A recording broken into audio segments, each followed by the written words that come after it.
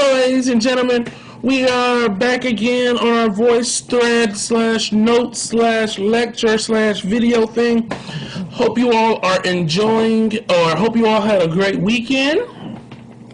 I'm still in the midst of my weekend, but that's okay. We are going to begin moving from the Middle Ages, this time of structure and order with our feudal societies and our mannerism, to this time called the Renaissance.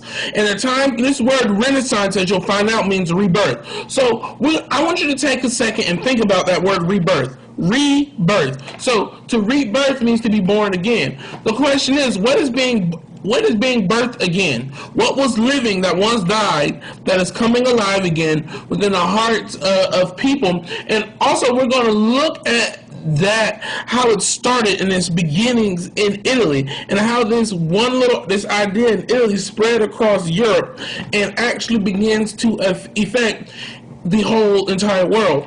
Also this week, we're going to be looking at how different things affect different types of, systems.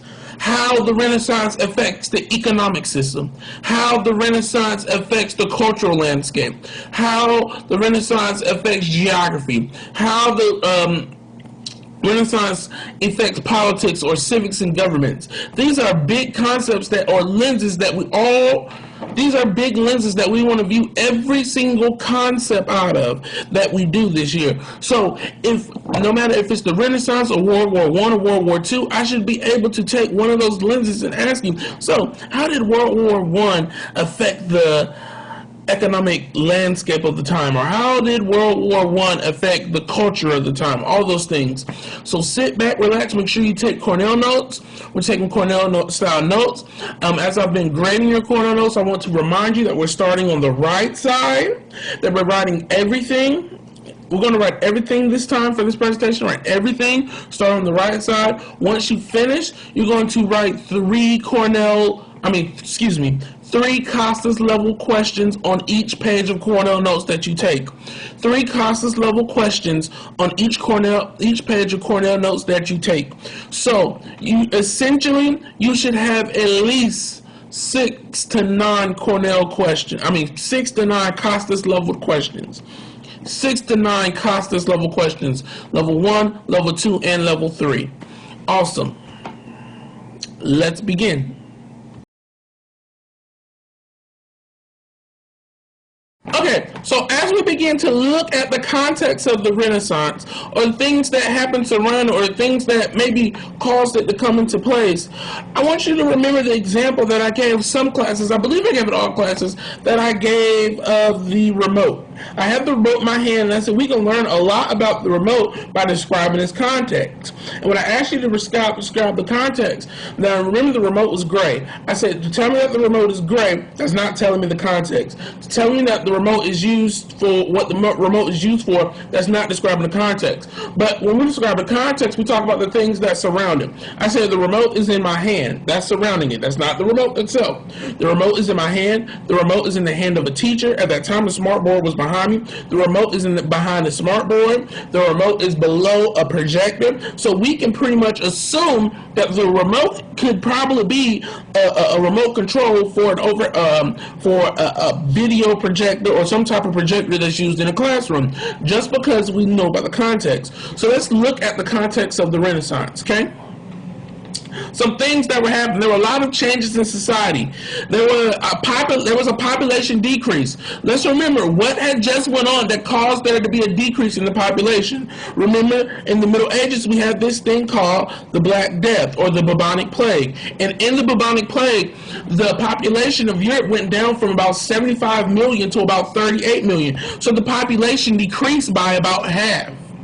So when the population decreases, what we also find is that there's a surplus of food, because Europe goes from having to feed, or Europeans go from having to feed 75 million people to 35 million people in the course of about 10 years? So all this surplus of food causes food prices to drop. So when food prices drop, people have extra money. What are they going to do with their extra money? They're going to spend it in other areas, okay? I might have time to What, I got extra money, I might go to the movies. Now, of course, they don't have movies back then. Maybe I'll go see a play. I don't know. Maybe I'll go out on that on time. I have extra leisure time, money to do leisure things with it. Maybe I'll buy a painting. Maybe I'll buy a sculpture, depending on my class and depending on how much money I have. But all these classes have extra money depending on where I'm at, depends on what I might do. But all this extra leisure time helps to cultivate this whole idea of Renaissance. Also, we have this idea of city-states. In city-states, where these cities that they govern themselves almost like countries, but they were cities. So imagine the city of Concord as its own country, or imagine the city of Charlotte as its own country. These are cities that adhere to state policies, that adhere to national policies. But what if Concord got to make all of his own policies, all of his own laws, all of his own governing bodies? These were the things that was going on in northern Italy. If you follow along for the next slide, you'll see what I'm talking about.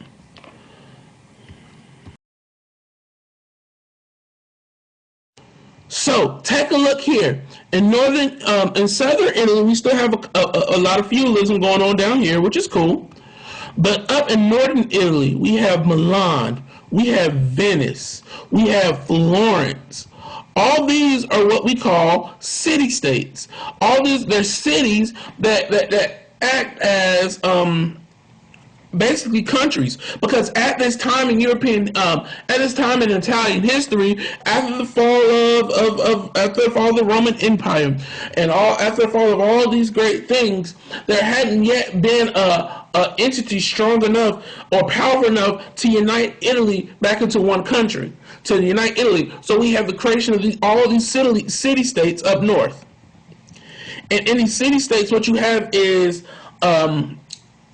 thousands of people that live close together, thousands of people that give birth to opportunity for trade, opportunities for education, opportunities for advancement, because of these metropolises, if you want to say, that are now being created.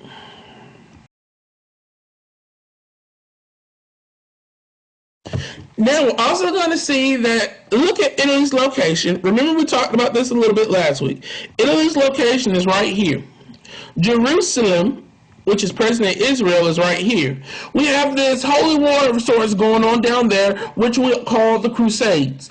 The Crusades, when the Pope puts out this call for everyone to go fight in the Crusades and recapture the Holy Land from the Muslims, the place that they would leave from and they would ride these ships over there was Italy. So Italy begins to profit from the Crusades, which also causes economic help within Italy. So not only do we have the price of food falling, so people are able to purchase more with their money, or their money has greater purchasing power, but we also see that people have more money because of the trading ships that are going down to Israel to help to help fight the Crusades or whatnot. So that's another economic some economic context for you that helps to fund the Renaissance.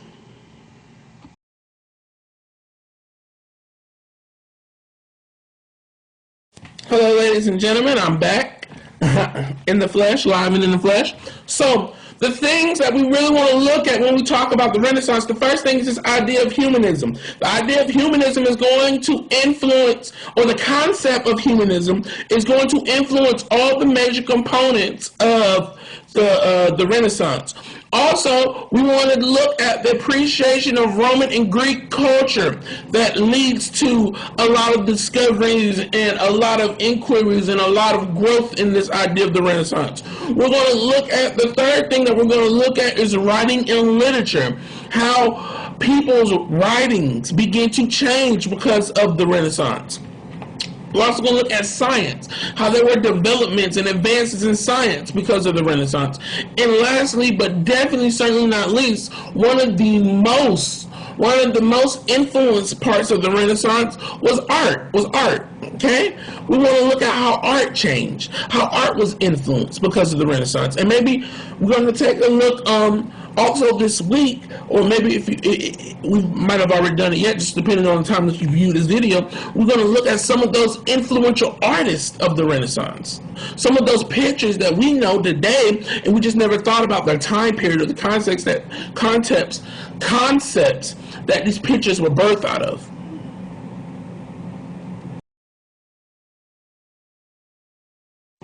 Really quick, I just want to give you some a little bit more imagery to help show you what the city-state idea looked like. This is a current picture of Florence, Italy, kind of what it looks like. This is a whole lot different than what we saw in the Middle Ages with our manors, okay? So we go from manors to the city-states, where there's hundreds of people living all together. Of course, there's going to be a greater exchange of ideas and cultures and education and all those things. So just take a look at this picture, and I want you to take a second and think about it. Think about how easy it is for all those things to be transferred from one person to another because of the proximity of people living together. I want you to also think about what's the advantages today of living in what we would call an urban area. Right now, we may not physically live in the city limits of Charlotte, but we live in what we call an urban area that would include of Charlotte, that would include Concord. Okay, so what are the benefits that you have of living close to a larger city versus if you lived out in the way out in the Midwest country somewhere? Okay, what are some of the benefits that you have of living in a place with so many people? Think about that.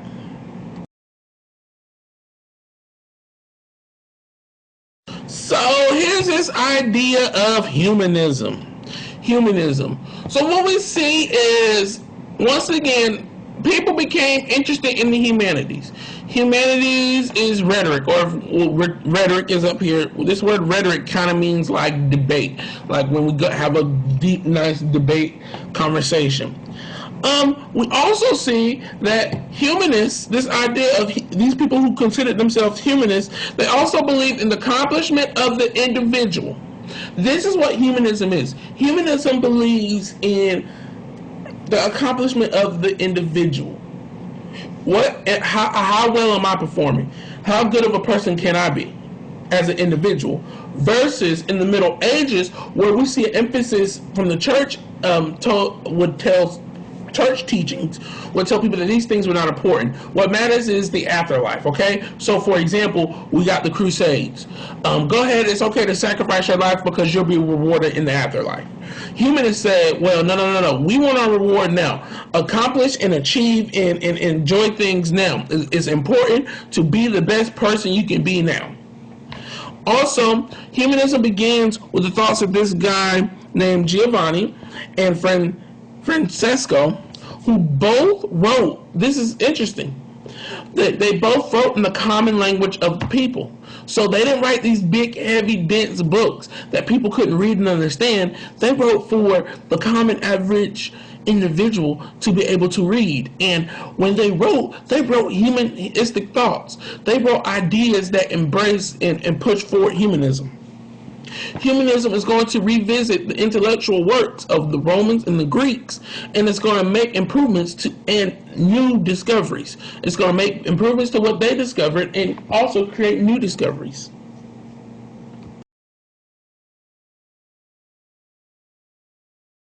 So what we see is that a lot of Greeks that were current Greece but then was the Ottoman Empire, and to escape persecution, a lot of the Greeks scholars began to move into Italy, and when they moved into Italy, they brought the old Greek readings with them, old Greek literature with them, and Italians began to inquire about these readings, and these readings sparked not only an appreciation of old Greek culture, but it made them begin to look at the old Roman culture, and how mindsets and things were formed and thought about back then, and how to revive them and relive them.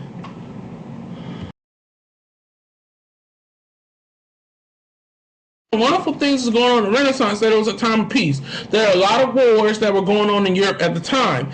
And because of this instability, people no longer began to look. The church had been in charge for so long, and people no longer began to look at the church's leaders as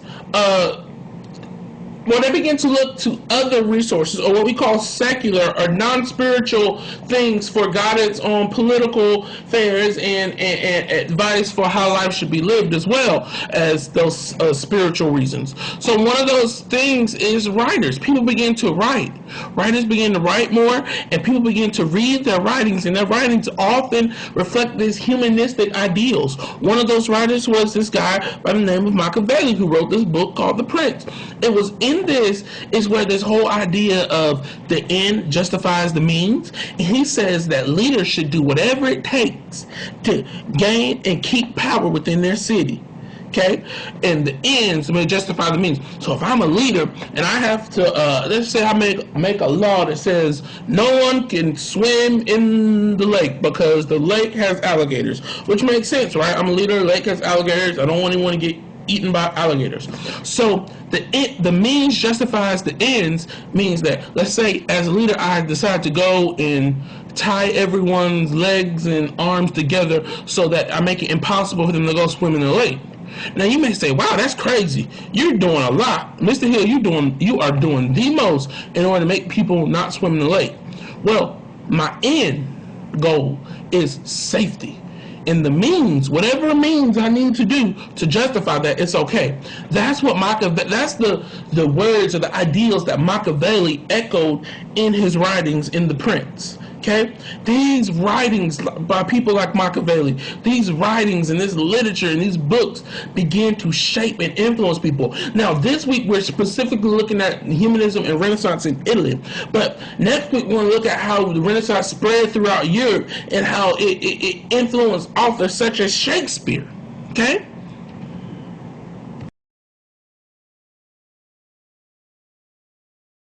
Once again, we find they're reading books, and as they're reading books, they begin to look at ancient Arabic texts that they found scientific information, and begins to spark more interest. Now, this picture on the left is a picture of Gutenberg and his printing press. Now, we're not going to talk about Gutenberg as much this week as we will next week, because he was not in Italy. We're talking about the beginning of the Renaissance and how it started in Italy. But this is the type of things that people did.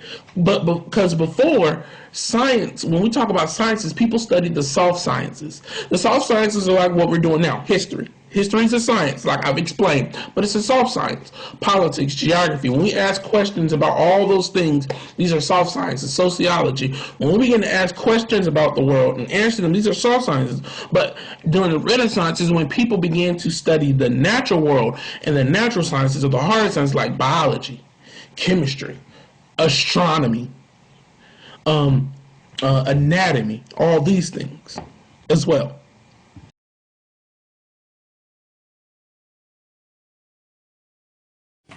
Hello again, hello again. I decided to randomly pop up with my picture again just to check on you, make sure you're actually copying down every single bullet.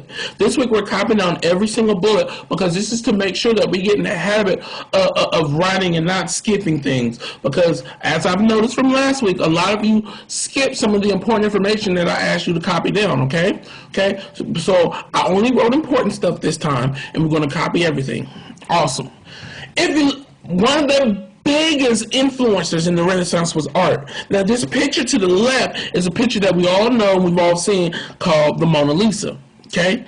Now, in the Mona Lisa, we see these humanistic ideals reflected. You see the expressions on her face. What is behind the smile? Look at the artwork, the nature behind it. How there's details in nature. That was one of the biggest things with arts. They drew, or they depicted what they saw in nature. Before, in medieval times, all the artwork had been symbolism, symbolizing something else.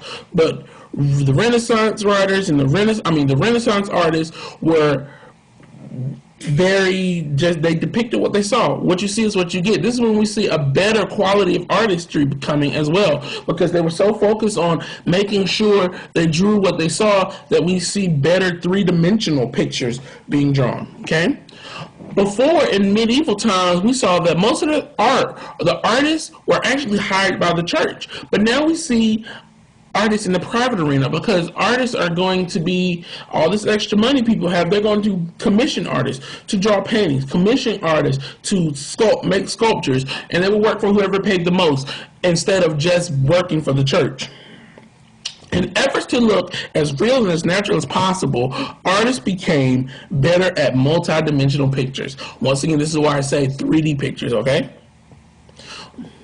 Well, not 3D as in like jumping off the page, but 3D as giving it a better view or looking a whole lot clearer.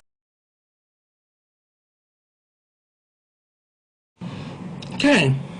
Last but not least, I'll leave you with this wonderful picture by Michelangelo in the Sistine Chapel. That it kind of depicts different scenes from the Old Testament. We see this Adam and Eve thing going on here. I think that's all I can see. That's all I can tell. I really can't see what the rest is but this detailed. How long do you think this picture took to paint? Why do you think he painted it? How do you think he painted it? Just begin to ask questions, because we're going to explore this painting and I'm going to give you a little bit more information about it in class. But just begin to ask questions about it, because learning starts with the question. So begin to ask questions about it, and we're going to investigate those questions more and see what we can do. Once again, Cornell Notes. Don't forget to write a summary on each page. This week, these notes are being made available to you on Monday, and they're not going to be due until Thursday. So you have Monday night, Tuesday night, and Wednesday night to work on these notes, okay? Don't watch them all in one piece, because that's a lot, okay? Well, I guess it's the end of it now, so if you've watched it, you've already seen it all. But take your time. Maybe you're going to go through and write all the notes in one night. Maybe one night you go through and write the questions. Maybe one night you go through and write the summaries. But break it up, take your time, and enjoy it. If you have any questions, feel free to ask me in class. Hope you enjoyed this. I will see you tomorrow.